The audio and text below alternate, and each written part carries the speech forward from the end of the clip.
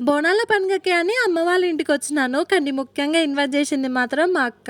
అమ్మ వాళ్ళ ఇంటి దగ్గర అందరం రెడీ అయిపోయి అక్క దగ్గరికి వెళ్ళిపోయినాము.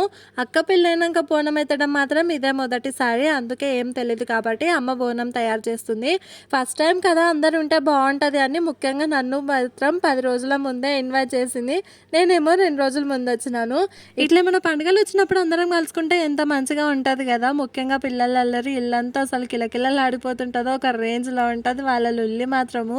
ఇంకిక్కడ బోనాల పండుగ అయిపోయినంక మాకేమో ఊర్లో నెల రోజులకు ఉంటది. అమ్మ అక్కకి బోనం ఎత్తి కాళ్ళు కడుగుతుంది. ఇంక అక్కడ గూడా అయిపోయిన తర్వాత మేము ఎల్లమ్మ గుడికి వెళ్ళాము. మేము ప్రతి సంవత్సరం ఇదే గుడికొస్తాము ఎప్పటినుంచో. ఇగ పండుగ కాబట్టి గుడి చుట్టూ చాలా మందే ఉన్నిన్నారు. అయినా గూడా అంత రష్‌లో మాకు అమ్మవారి దర్శనం మాత్రం చాలా మంచిగా అయ్యింది.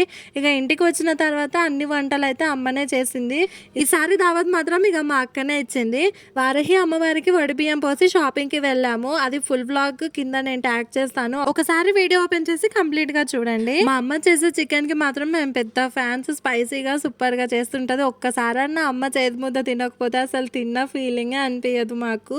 రెడీ అయ్యేటప్పుడు ఎంత హాయిగా రెడీ అయిపోతామో కదా! కానీ ఎప్పుడు శారీ చేంజ్ చేసుకోవాలనే బాధనే ఎక్కువ ఉంటది నాకైతే. ఇంకా అక్క వాళ్ళ ఇంటికాడ మొత్తం తినేసి కంప్లీట్ అయిపోయిన తర్వాత అమ్మ వాళ్ళ ఇంటికి బయలుదేరిపోయినాం. వీడియో నచ్చితే లైక్ చేయండి. సబ్స్క్రైబ్.